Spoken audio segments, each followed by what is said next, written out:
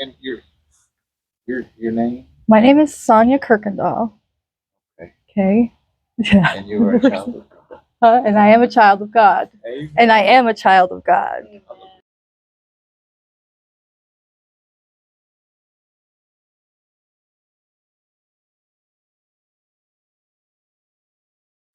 Okay, hello.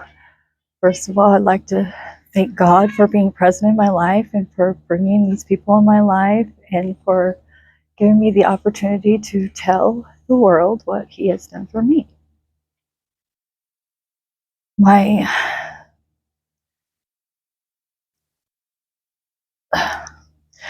When I was 7, I was asleep in my bed, and my mom had come home from the bar and had brought 2 men home with her. Me and my sister had bunk beds, and our bunk beds were not on top of each other, they were side by side. I woke up and there was somebody's hands in my underwear. And I turned around and it was a man that I had no idea. I did not know who it was. And I was really scared. And so I went into my sister's bed. I had always had a great relationship with my father. My mother and my father were not together. And he would get us on the weekends. I had told my mom what happened the night before, and she said that it was my imagination, which now I know no mother wants to hear that on her watch. So I closed down.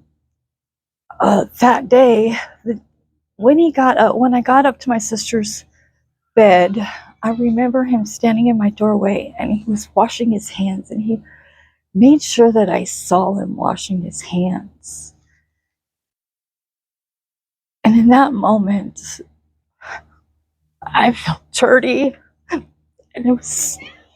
I never felt clean after that. Not ever, not one day.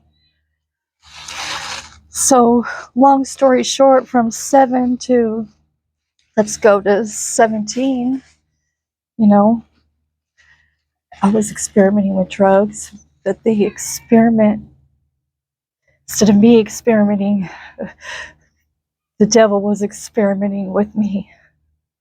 I was completely addicted to methamphetamine at 18 years old. Thought I could handle it. I could clean a couple months and do right. But I didn't. I was never stable enough to stay clean. Just because me myself, I was always dirty from 7 years old. Anyway, my sister ended up telling my father what happened that night. I didn't. I hated all men. And even with God's grace and forgiveness and deliverance of me, I still, in a way, have no trust for men. Long story short, my dad kept us that weekend. He woke me up, he cried with me. He kept us that weekend, and he took custody of us from my mother. Well, my dad was a drug addict as well. So, and he was a womanizer and abuser. So I grew up seeing that. And up until about 7 years ago, that was the norm for me, and that was all I would ever accept, all I've ever seen, all I ever knew. I ended up marrying a man who was a drug dealer, and on September 24th, 2014, the federal government kicked open our door and sent him to federal prison. And I was on parole at the time for manufacturing methamphetamine. So I had also went to prison. I went to prison and I found out I was pregnant. I have 4 children. 3 of the children that I have were through my drug abuse. One of the children I have, I gave up for adoption because I was too high to take care of him. So I had always dealt with that guilt as well as, I didn't take care of my other children. I have no business having another child. Well, God didn't see it that way. God, through me and my husband went to federal prison. I went to state prison. My husband got 5 years in federal prison. I got 1 year in state prison. When I got to state prison, finding out I was pregnant, I hadn't smoked a cigarette with this child. I hadn't done any drugs with this child. And that wasn't true for all of my other children who came out totally fine. I'm in prison and I'm going to the OBGYN, the baby doctor, and I'm going out a lot more than all the other girls who are getting called to the baby doctor. And my baby's not moving as much as all the other girls moving. And I've been pregnant before, and I know. So they take a blood test, and 2 weeks later, they call me in, and they get me on a video screen, and they tell me that my son has Down syndrome. So the next baby doctor appointment I have, I talked to the doctor. I told him, I used to do drugs. I used to do this. I used to do that. And he said, Down syndrome isn't from that. It's a genetic thing. It's nothing that you did. I was so afraid. I was so afraid. And at that moment, I've never not believed in God. I've always believed in God. I'm probably one of the worst Christians out there because I've always known that there was a God. I've always known. At that point, I became very angry. Angry with God, angry with myself, no self-worth. So I have the baby, and he had Down syndrome. I didn't get to hold him. I got to touch him for just a minute. Wrapped his finger around my hands, and my aunt paroled him out. That's what I call it, paroled him out, and took care of him. When I got out, we had a house that I got out, and he had sold one of his motorcycles while he was in prison to make sure I had enough money to get the lights on and the power on so that I could bring the baby home. And I was all gung-ho. I was going to do it. And I went and I got all my stuff. I paid the bills. I get to the property, and I had been staying with somebody else because there was no power, no electricity. So I go and I turn on the power. I go back to get my stuff, and the house had burnt down. And right there, I lost it. I went right back into active addiction. My husband's in federal prison. My son is with my aunt. I still saw my son. I went over there. I stayed over there. Everything was fine as long as I was using. My aunt didn't see me as a threat.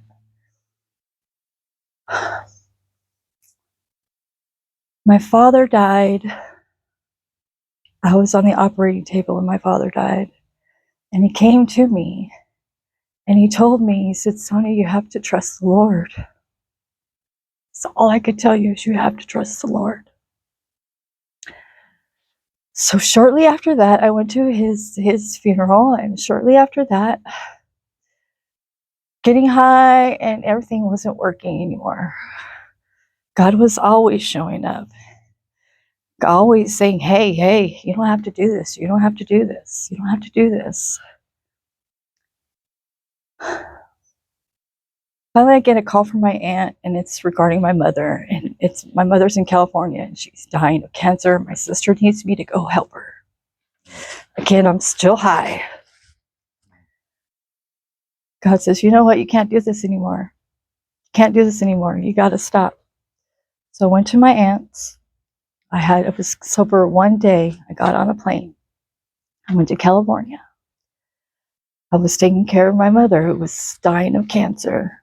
And she had lumps and just, it was everywhere. It was eating her up.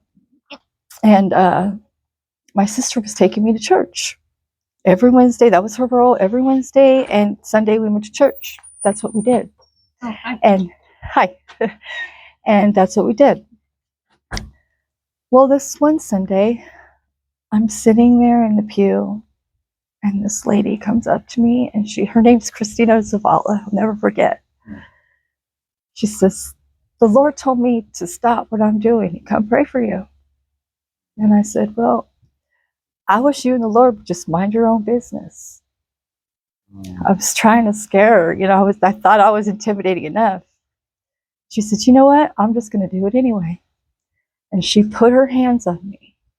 And when she put her hands on me, the Spirit of the Lord delivered me from methamphetamine. Delivered me just like that. Because in that church service, I was sitting there, before she came and prayed for me, I was sitting there and I was telling myself, as soon as that church service was over, I was going behind the tracks. I was going to find some drugs. I cannot deal with what's going on. You know, I just couldn't. So when he touched me, I felt him from the top of my head to the bottom, the soles of my feet, in my heart, everything. That was the last day I ever contemplating putting a needle in my arm, ever. I cannot ever put a needle in my arm again. I know I can't, because I can't. The Spirit of God is in me. I cannot do it. So, listening to this horrible drug addict that I was, you know, I've done every sin imaginable. I'm not, you know, you think, oh God, I'm not worthy of this, I'm not worthy of this, I'm not worthy of this. Well, my husband's in federal prison, and he's getting his life together. He's getting his life together. We're still talking on the phone. He's getting his life together. I told myself that I was not going back to him. Never. Never, never, never. Well, he gets out. He's not out 3 days. He's got a job. You know, he's trucking, rolling, going to church, doing what he's supposed to do. And I kept him on the phone. I stayed in California, stayed out there, you know, kept him on the phone. And at this point, my aunt, once I had gotten clean, she kept me away from my son. At this point, I was a threat. And I always told her I wanted him back. I told her I was going to get clean. I never had done it before. And when I did it, it shook her. It scared her. Because I had been, you know, the first year was nothing. The second year was a little bit more scary. The third year, oh my God. The fourth year, she's really doing this. So she tries to adopt my son. Well, my son, I believe, if nothing else, my son is my purpose. It's one of my purposes. I have everything, you know, everything that's behind me that God has cleaned up, all that drug addict. Okay, so first time, so it's a little jumbled. Okay, so I don't have a good track record with the courts. I don't have a good track record with parenting. I don't have a good track record with any of this. But I stuck with God. God told me to come back to my husband 9 months after he was out of prison, and I did. We were staying at his sister's house because our house had burnt down, saving up our money. Of course, he had been working at his job for about 2 years. And we go to get a house. He had property. We needed a house. Mind you, we get the paperwork for the house. And I'm like, well, maybe you could just say this about your fine. He says, no, I'm not going to lie. I'm not going to lie on it. I'm going to tell him I was in federal prison. I'm going to tell him where I work, and I'm going to tell him everything. And he did. And we got the loan. So we cleared off our property, put a trailer on there, worked on it, moved in. All of a sudden, we're still going through this custody battle. All of a sudden, my aunt gets pulled over with my son for drunk driving. So then DHS gets involved, which is, at the time, I did not think it was a good thing, but it was a wonderful thing. So DHS gets involved.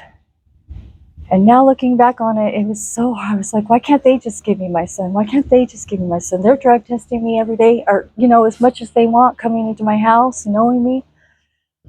It wasn't that simple. They couldn't give me my son because they had taken my son away from my aunt. And I had given her guardianship in prison because he had had a lot of health issues due to Down syndrome. He had to have open heart surgery, a lot of things. So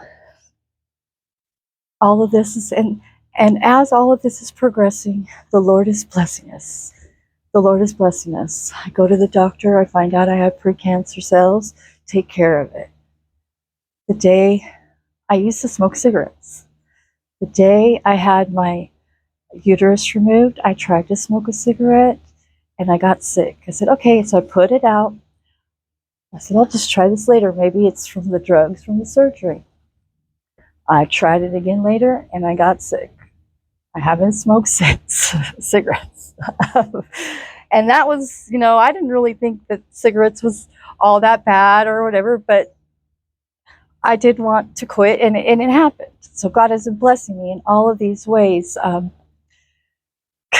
He has totally changed my husband. He has totally reunited me with all of my children, except for the one that I gave up for adoption. But He has reunited him with my other two children, who are their siblings. So, and he's an atheist, so please pray for him.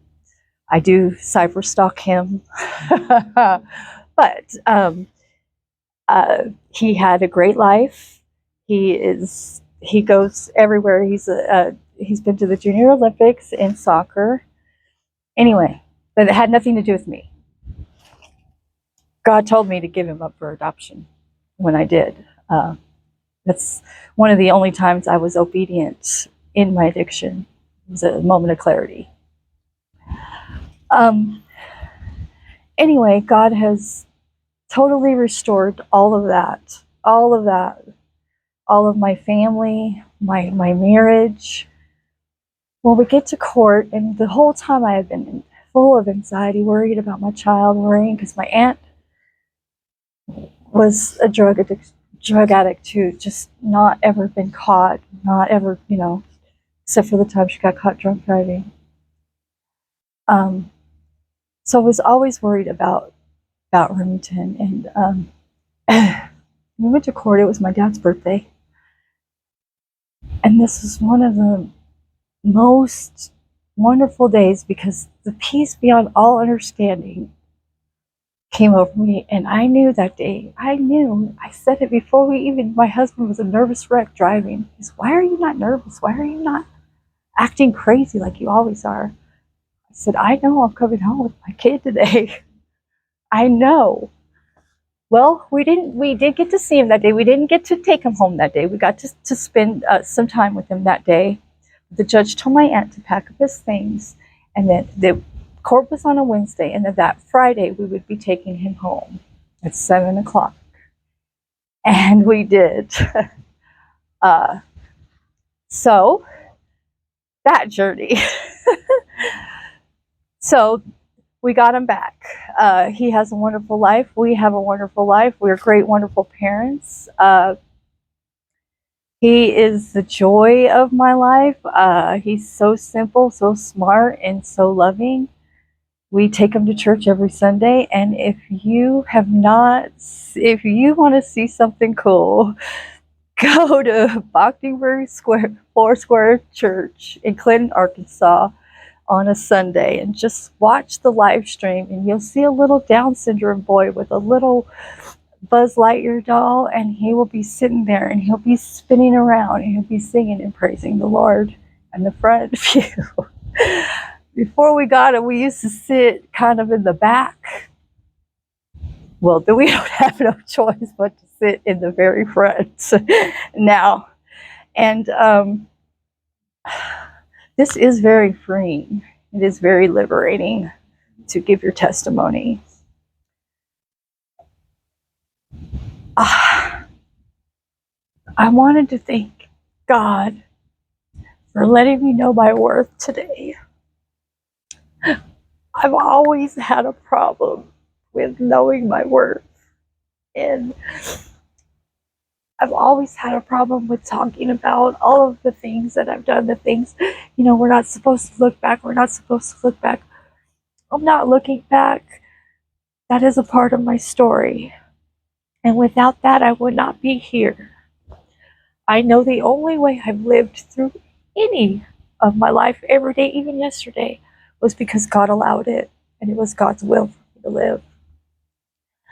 I thank God for putting these people in my path and getting me out of my comfort zone and freeing me from the bondage of secrecy, of unworthiness. God has shaken me twice in my life. The first time was when He delivered me from methamphetamines. And the second time was last week when Walking Ministries disciples told me God wants me to share my story. I was told by a pastor before that I needed to sit back and watch how God works. And I was told by God that's not how God works. We work from our heart, not from our minds and our hands. I thank God for the opportunity for being able to speak, not fainting, not crying too much, not passing out, and whatever I can do for the kingdom of the Lord, I am willing, and whatever I'm able to do. And I heard something today. Somebody said that God said that He doesn't put on you more than you can do, and that's not true. He does, and He does that because with Him inside of you, you can do all things. All things are possible through Christ Jesus who strengthens me. Everything. And that's my testimony. Thank you. And what a testimony that is. Very, very powerful. Told you it was raw. When I saw you for the first time, I'm like, this person has something different going on. You have a light in you.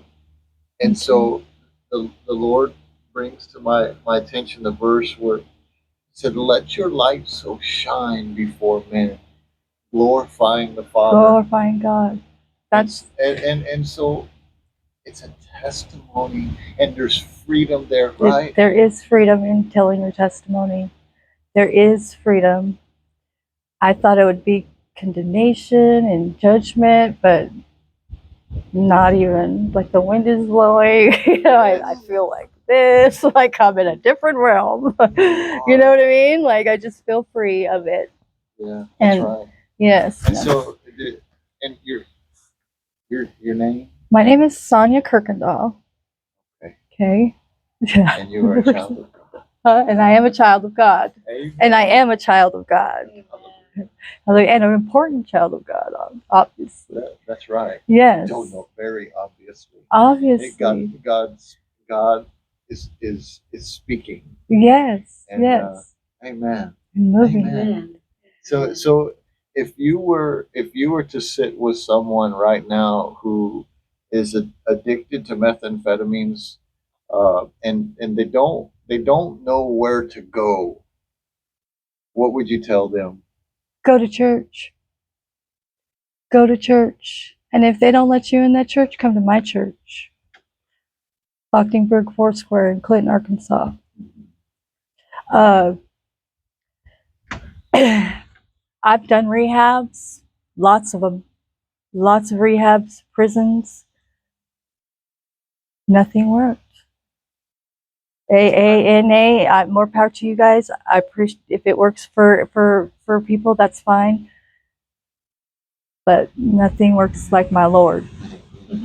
Lord and King. You know what I mean? So That's right. You made him Lord over your life. Over my life. He's over my life, right? Over my life. And I'd like to just say that is what I see. So a good tree bears good fruit. Good. And so it's easy to tell and see. And so I just want to share that with you. Thank you. Thank you. Thanks for sharing your testimony. Thank you. Yeah, Thank you. Yeah.